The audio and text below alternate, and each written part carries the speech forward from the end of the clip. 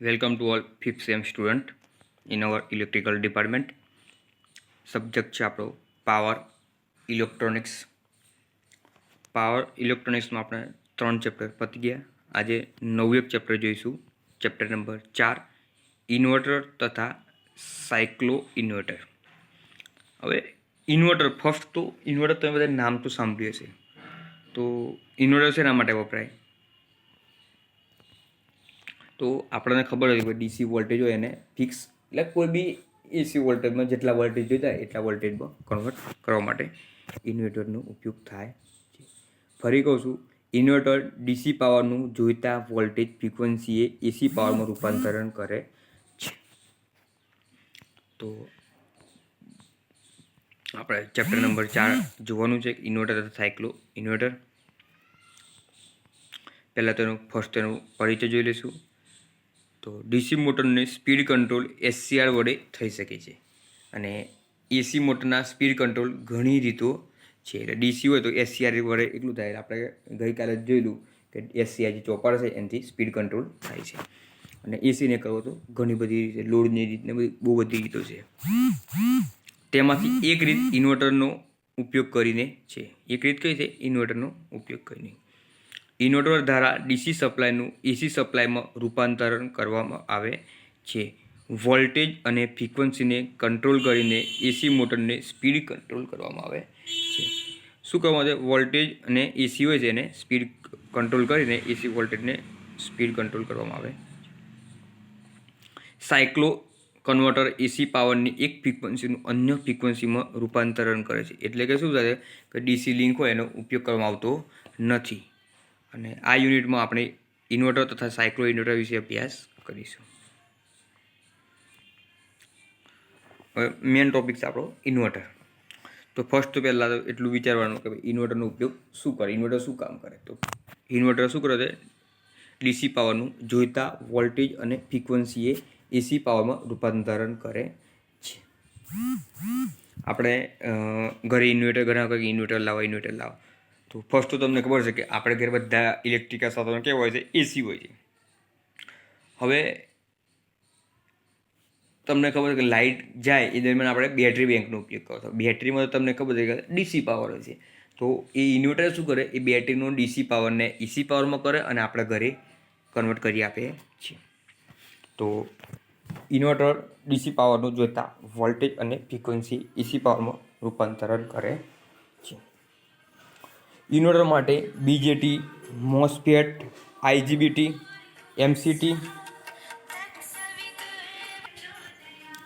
અથવા એસસીઆરનો ઉપયોગ કરવામાં આવે છે. ઓછા કરંટ રેટિંગ માટે એસસીઆર સિવાયના ડિવાઇસનો ઉપયોગ કરવામાં આવે છે, જ્યારે વધારે રેટિંગ માટે એસસીઆરનો ઉપયોગ કરવામાં આવે છે. ઇન્વર્ટરનો આઉટપુટ વોલ્ટેજ વેવફોર્મ સાયક્લોઇડ અથવા નોન સાયક્લોઇડ હોય છે. ઓછા અને મધ્યમ પાવર જરૂરિયાત માટે સ્ક્લેવર વેવ ઇન્વર્ટરનો ઉપયોગ થાય છે. કયા? સ્ક્લેવર વેવ. જ્યારે વધારે પાવર માટે ઓછા ડિસ્ટોનવાળા સાઇનો વેવનો ઉપયોગ કરવામાં આવે છે. એક્ટિવ ડિવાઇસના ઓન અને ઓફ ટાઈમ પર આઉટપુટ એસી વોલ્ટેજની ફ્રિકવન્સી નક્કી થાય છે. તમને બધાને ખબર જ હશે કે ઇન્વર્ટર માટે બીજેટી, મોસ્ફેટ, આઈજીબીટી, એમસીટી અથવા એસસીઆરનો ઉપયોગ કરવામાં આવે છે.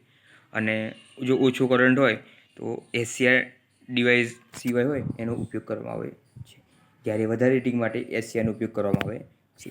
જો ઓછા હોય તો આઈજીબીટીના વાપરી નાખવાના, વધારે હોય તો એસસીઆરનો ઉપયોગ થાય છે. ઇન્વર્ટરનો DC input source battery, solar cell અથવા બીજો કોઈ ડીસી સોર્સ હોઈ શકે છે. સોલારમાં આપણે તમને ખબર છે, રચના સમજાયેલી ત્યારે કીધેલું કે ઇન્વર્ટરનો ઉપયોગ કરવામાં આવે છે. એટલે સૂર્યમાંથી જે એનર્જી આવે એ કન્વર્ટ ડાયરેક્ટ ડીસી પ્રવાહમાં થાય. હવે આપણે ઘરે વાપરવી હોય તો શું એસી પ્રવાહ જોઈએ, તો ઇન્વર્ટરનો તઈ પણ ઉપયોગ થાય છે. એટલે કે ઇન્વર્ટર ડીસી ઇનપુટ સોર્સ બેટરીનો હોય છે. બેટરીમાં તમને ખબર ડીસી પ્રવાહ મળે, એટલે બેટરીનો સોર્સ ઇન્વર્ટર કન્વર્ટ કરવા માટે વપરાય છે. પછી સોલાર સેલ વપરાય અથવા બીજો કોઈ ડીસી સોર્સ હોઈ શકે છે. મોટાભાગના ઔદ્યોગિક ઉપયોગમાં પ્રથમ એસીનું ડીસીમાં રૂપાંતર કરીને ડીસી વોલ્ટેજને ફિલ્ટર તરીકે તે ડીસીનો ઉપયોગ ઇન્વર્ટર માટે કરવામાં આવે છે. સિંગલ ફેઝ ઇન્વર્ટરનો આઉટપુટ વોલ્ટેજ કેટલો યાદ રાખજે. આ વસ્તુ મેન છે, આપણે ઘરે બી કામ લાગશે કે ભાઈ સિંગલ ફેઝ ઇન્વર્ટર હોય તો આઉટપુટ વોલ્ટેજ 220 વોલ્ટનો જોઈએ અને એની ફ્રીક્વન્સી કેટલી 50 હર્ટ્ઝ અથવા 120 હોય અને 60 હર્ટ્ઝ હોય છે. જ્યારે થ્રી ફેઝ માટે કેટલો હોય છે 220 અને 380 વોલ્ટ અને 50 હર્ટ્ઝ અથવા 115 અને 200 અને હર્ટ્ઝ કેટલા 400 હોય છે. આ સિવાય જરૂરિયાત મુજબ બીજા કોઈ પણ વોલ્ટેજ અને ફ્રીક્વન્સી હોઈ શકે છે. હવે આ થયો ટોપિક પહેલો ઇન્વર્ટરનો. ઇન્વર્ટરની બેઝિક માહિતી આપણે જોઈ. હવે આપણે જોઈશું બીજો એક ટોપિક, ઇન્વર્ટરનું વર્ગીકરણ. એક્ઝામમાં પૂછાયું છે 3 એકવાર. તો ઇન્વર્ટરનું વર્ગીકરણ. ઇન્વર્ટરનું વર્ગીકરણ વિવિધ મુદ્દાઓને આધારે કરી શકાય છે.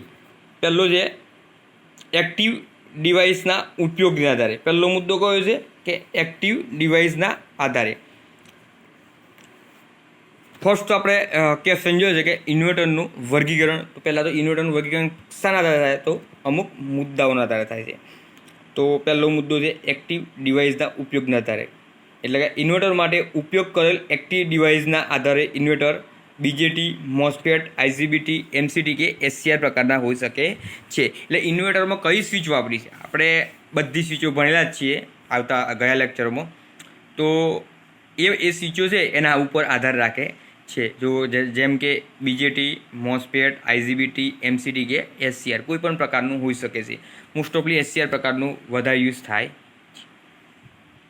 બીજું છે એનું વર્ગીકરણ કે કોમ્યુનિકેશનની રીત પ્રમાણે. તો જે ઇન્વર્ટરનું વર્ગીકરણ કરે એમાં બીજું છે કોમ્યુનિકેશનની રીત પ્રમાણે. તો 2 પ્રકાર છે તેના, લાઇન કોમ્યુનિકેશન ઇન્વર્ટર ને ફોર્સ કોમ્યુનિકેશન ઇન્વર્ટર. યાદ રાખજો, લાઇન અને ફોર્સ એમ 2 પ્રકાર પડે છે. તો કોમ્યુનિકેશન પ્રમાણે કેટલા પ્રકાર? 2 પ્રકાર. ત્રીજું છે આઉટપુટ ફેઝની સંખ્યા. તો તમને બધાને ખબર આપણે ઘેર કેટલા સિંગલ ફેઝ વપરાય અને કોઈ મોટું વધારે લોડ હોય તો 3 ફેઝ વપરાય છે. એટલે આઉટપુટ ફેઝની સંખ્યા કે ફેઝ કેટલા છે તો એ પ્રમાણે. તો મોસ્ટ ઓફલી આપણે ઘરે હોય તો સિંગલ ફેઝ ઇન્વર્ટર જ વપરાય છે અને કોઈ મોટી જગ્યાએ હોય કંપનીમાં કેમ હોય તો 3 ફેઝ ઇન્વર્ટર વપરાય. તો આઉટપુટ ફેઝની સંખ્યાને આધારે, એટલે ફેઝ કેટલા ફેઝ વાયર છે એના પ્રમાણે બદલાય. પછી ચોથું છે આઉટ વેવ શેપ પ્રમાણે. તો એના સેવ કેવા છે એના પ્રમાણે. તો પહેલું છે નોન સાઇનોસ્યુલેટ કે સાઇનોસ્યુલેટ. એટલે તમે ડીસી હોય તો કયા હોય? નોન સાઇનોસ્યુલેટ. અને એસી હોય તો મોસ્ટ ઓફલી સાઇનોસ્યુલેટ ઇન્વર્ટર હોય છે. 0 1 થાય છે ને એ. એટલે આઉટપુટ વેવ્સો પ્રમાણે 2 પ્રકાર, નોન સાઇનોસ્યુલેટ અને સાઇનોસ્યુલેટ. પછી ઈ છે જોડાણના આધારે કે એનું જોડાણ કેવું છે. તો એના કેટલા પ્રકાર છે? 3. સિરીઝ જોડાણ છે, પેરેલલ જોડાણમાં રાખ્યું છે ઇન્વર્ટર, કે બ્રિજ ઇન્વર્ટર. એમાં પાછા બ્રિજમાં હાફ અને ફૂલ હોય છે. તમને ખબર બ્રિજ 2 પ્રકારના આવે છે, હાફ અને ફૂલ.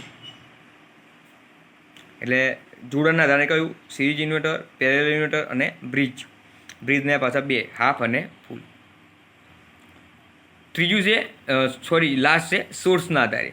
તો 2 પ્રકારના સોર્સ વપરાય છે, વીએસઆઈ અને સીએસઆઈ. યાદ રાખજો, કરંટ સોર્સ વોલ્ટેજ ઇન્વર્ટર અને વોલ્ટેજ સોર્સ ઇન્વર્ટર. આ થયા તેના વર્ગીકરણ.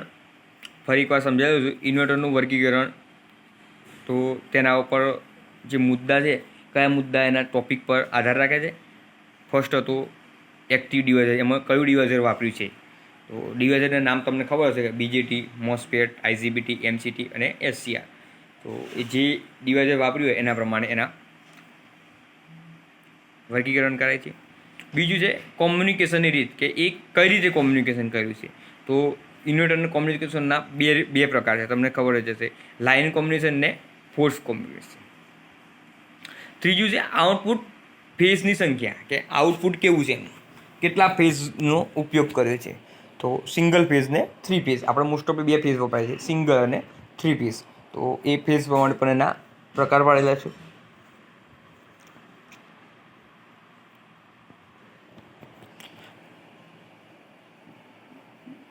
પછી આઉટ વેવ સેવ પ્રમાણે. તો એના બે પ્રકાર છે, નોન સાઇનોસ્યુલર ઇન્વર્ટર અને sine wave inverter. Output wave shape એટલે કેટલા? નોન સાઇનોસ્યુલર અને સાઇનો વેવ ઇન્વર્ટર. પછી એનું જોડાણના આધારે, તો જોડાણ કેટલા પ્રકારનું? 3. કયા કયા જોડાણ હોય? સિરીઝ, પેરેલલ તો હોય, અને ત્રીજું એક છે બ્રિજ ઇન્વર્ટર. બ્રિજમાં પાસે બે પ્રકાર, હાફ અને ફૂલ. બ્રિજના કેટલા પ્રકાર હોય? બે પ્રકાર હોય, હાફ બ્રિજ ઇન્વર્ટર અને ફૂલ બ્રિજ ઇન્વર્ટર. તમે ભણ્યા જ હશો. છેલ્લું છે સોર્સના આધારે. તો સોર્સ કેવો હોય? કરંટ અને વોલ્ટેજ બે જ હોય. તો એના બી બે પ્રકાર છે, વોલ્ટેજ સોર્સ ઇન્વર્ટર VSI અને કરંટ સોર્સ ઇન્વર્ટર CSI. ઇન્વર્ટરમાં બધું લખેલું જોઈશે યાદ. એના આપણે કોઈ ઇન્વર્ટર તમે જોયું હશે તો જોજો, VSI, CSI, પછી હાફ બ્રિજ, ફૂલ બ્રિજ, પછી સાઇનોસ્યુલર, નોન સાઇનોસ્યુલર ને સિંગલ ફેઝ ને 3 ફેઝ, બધું જ IGBT ઇન્વર્ટર હોય તમારે પણ તો જોજો તમે ઇન્વર્ટર કોઈ જગ્યાએ આ બધું સંજ્ઞાઓ મારી જશે કે કયું શું શું વાપર્યું છે ને કયા પ્રકારનું છે. આ થયો આજનો આપણો ટૉપિક, ઇન્વર્ટરનું વર્ગીકરણ. આજે આપણે પહેલાં તો ચેપ્ટર નંબર 4 ચાલુ કર્યું, ઇન્વર્ટર તથા સાયક્લો ઇન્વર્ટર.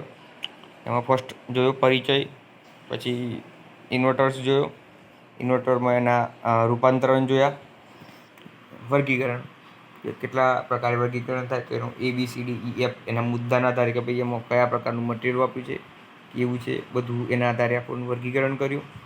ફર્સ્ટ તો આપણે ઇન્વર્ટર શું કરે છે એ જોયું કે ઇન્વર્ટર શું કરે છે, DC પાવરનું જોઈતા વોલ્ટેજ ફ્રિકવન્સી AC પાવરમાં રૂપાંતર કરે છે. એની ફિગર જોઈ, DC પાવર ઇન્વર્ટરને AC પાવર મળે છે. Thank you.